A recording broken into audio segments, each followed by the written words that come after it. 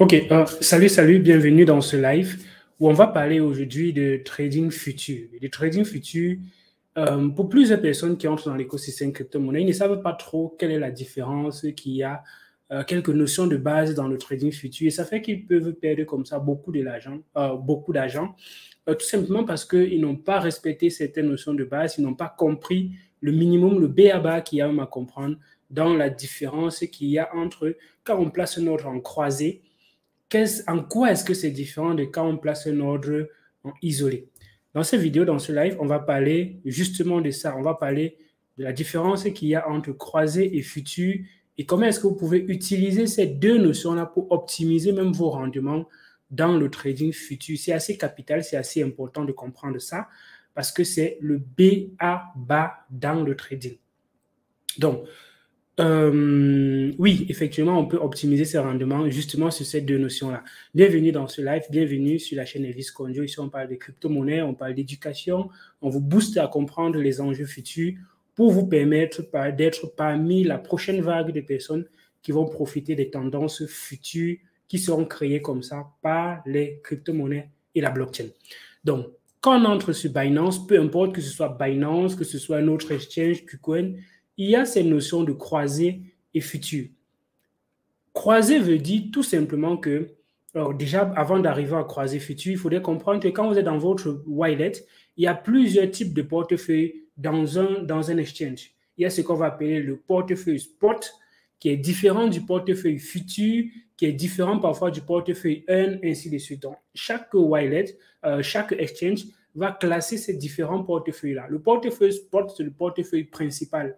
C'est-à-dire, c'est l'endroit où on va entrer et sortir de l'exchange. Donc, si vous voulez faire les trading natifs, c'est-à-dire acheter, vendre une crypto-monnaie, acheter une autre, ainsi de suite, en tradant normalement spot, ça va se faire dans votre portefeuille principal.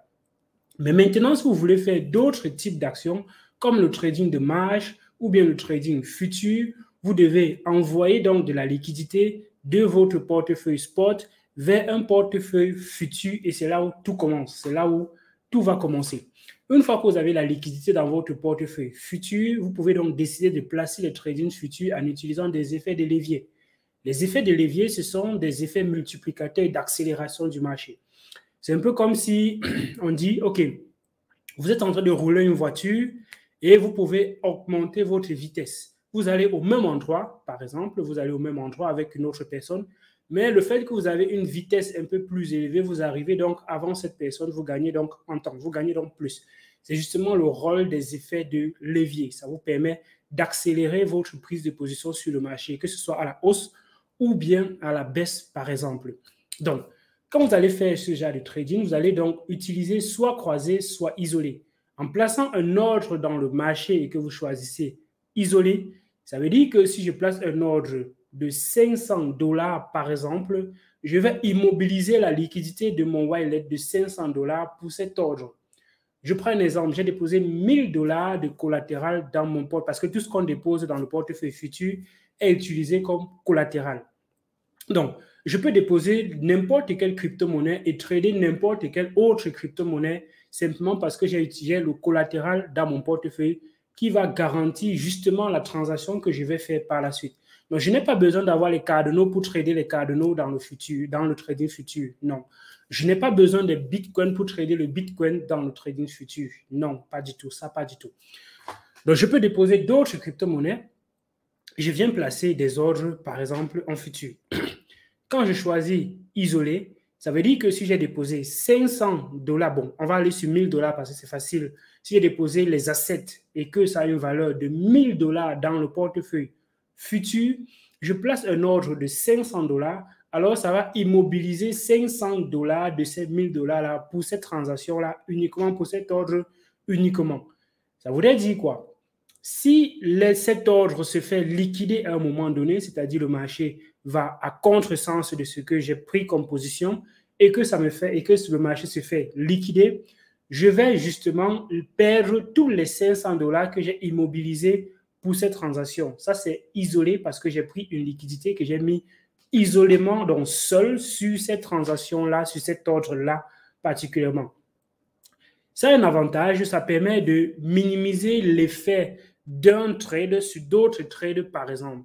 Et ça fait que si vous avez, par exemple, pris une position sur Terra Luna et vous avez pris une position sur le Bitcoin et que les différentes positions sont isolées, ce qui va se passer sur Terra Luna, si ça crache, par exemple, ça ne va pas impacter la position que vous avez prise sur le Bitcoin, par exemple. Donc, ce sont deux ordres totalement séparés et les liquidités sont totalement séparées. C'est pour ça que pour un débutant, il est conseillé d'utiliser les ordres isolés parce qu'il peut mieux maîtriser le marché, il peut mieux comprendre et ajuster au cas où il veut changer facilement de position parce qu'il a les liquidités séparées. Donc, maintenant, quand on choisit une liquidité croisée, qu'est-ce que la liquidité croisée veut dire? La liquidité croisée veut dire tout simplement que tous mes ordres que je vais placer vont se partager la liquidité de base. Et la liquidité de chaque ordre est également partagée avec d'autres ordres. Je place un ordre de 500 $ sur le Bitcoin, je place un ordre de 500 $ sur, par exemple, une autre crypto-monnaie, je peux dire quoi, Cardano, par exemple. Ces deux ordres-là ont la liquidité de 500 $, mais de base, elles deux se partagent la liquidité de 1000 $ qui est dans mon portefeuille. Ça veut tout simplement dire que si un ordre, à un moment donné, perd 500 $, cet ordre ne sera pas liquidé si et seulement si la somme des ordres, dont la somme des pertes qu'il y a sur mes deux ordres est inférieure à 1000 $. Donc, si j'ai un ordre qui est à 500 $ sur le Bitcoin et que ça revient à zéro, donc on ne va pas annuler cet ordre si j'ai la liquidité dans mon portefeuille, par exemple, et en attendant, le marché peut encore repartir.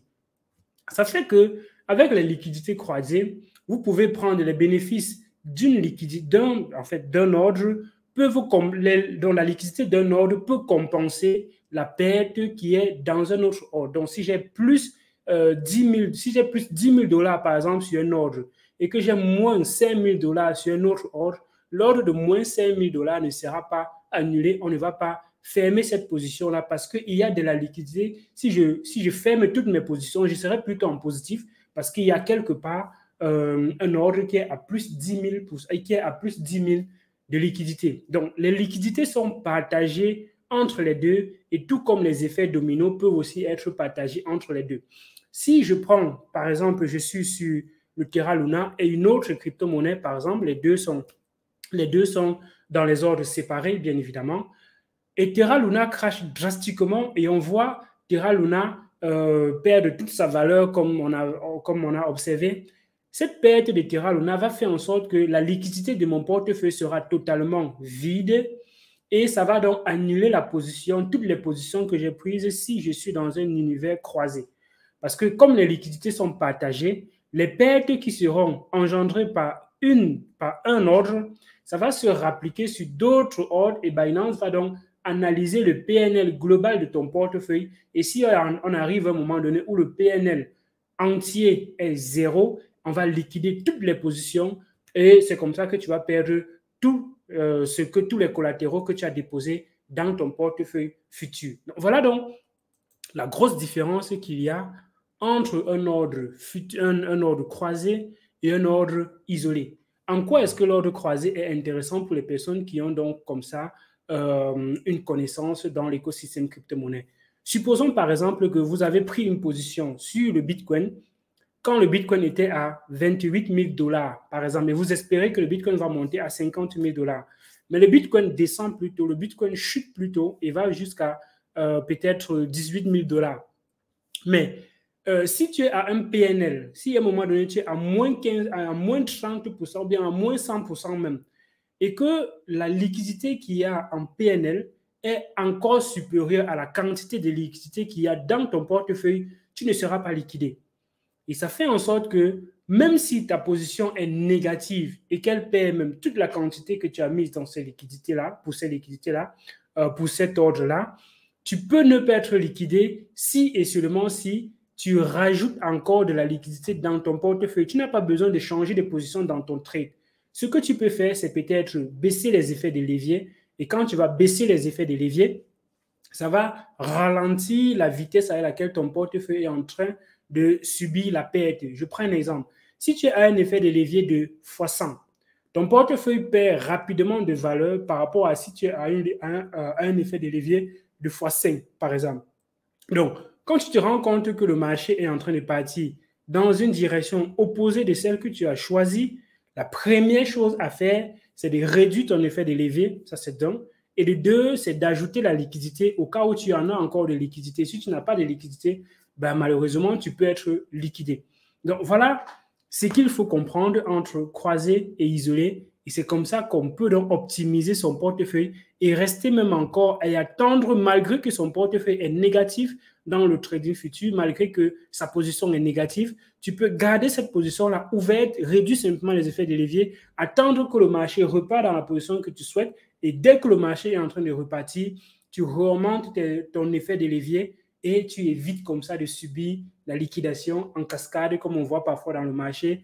Et bon, parfois, ceux qui perdent beaucoup dans le marché, c'est ceux qui utilisent les effets isolés, donc le trading isolé. Parce qu'une fois que c'est déjà dans un espace isolé, tu n'as plus la possibilité d'ajuster parfois les effets des leviers et tu n'as plus la possibilité de les changer pour partir en croisée. C'est impossible. Tu ne peux pas commencer en isolé et tu finis en croisé. Je sais que plusieurs personnes allaient poser cette question. Est-ce qu'on peut commencer en isolé et après, quand on se rend compte que le marché ne va pas dans le bon sens, on peut croiser? Non, ce n'est pas possible. Dès que tu choisis isolé, c'est isolé jusqu'à la fin. Tu dois soit annuler ta position et mettre en croisée, soit attendre que sa position se ferme d'elle-même. Mais tu peux également utiliser les effets de stop loss qui sont parfois pas recommandés pour ceux qui sont de bons traders. Ils vont comprendre qu'on n'utilise pas parfois les effets de stop loss. Les stop loss peuvent se déclencher très rapidement et dès que ça se déclenche, le marché repart plutôt dans le sens inverse directement après avoir déclenché ton stop loss. Donc, et tu auras comme ça perdu de l'argent alors que tu aurais pu surmonter encore cet argent là si tu n'avais pas mis d'effet de stop loss. C'est pour ça que parfois les grands traders préfèrent tout perdre ou bien gagner tout simplement. Donc, c'est-à-dire, ils ne mettent pas des effets de stop loss. Ils disent soit on arrive à la position que je veux et on repart à la hausse. Tant qu'on n'arrive pas, je sais qu'on va repartir à la hausse. Soit j'ajoute la liquidité, soit je repère tout en attendant en espérant que le marché va repartir dans le sens que je souhaite. Donc, voilà comment les grands traders font en fait. C'est comme ça que les grands traders se comportent dans le marché. Dis-moi ce que tu penses en commentaire de cette vidéo. Si tu as appris quelque chose, tu likes, tu partages et tu t'abonnes à la chaîne pour ne rater aucune de nos vidéos. Bien évidemment, Elvis connaît trader, comme je suis en train de vous expliquer, mais Elvis n'est pas un trader. Je me focalise plus sur l'investissement parce que trading, ça demande beaucoup de temps. Il faut tout le temps suivre le marché et ajuster ses positions, ajuster ses effets de levier et tout ça. Donc, c'est énergivore, ça demande beaucoup de temps. Et c'est quelque chose que je n'ai pas à consacrer là présentement entièrement aux crypto-monnaies. C'était Elvis Konjo. À d'autres vidéos sur la chaîne Elvis Konjo. Ciao. Portez-vous bien.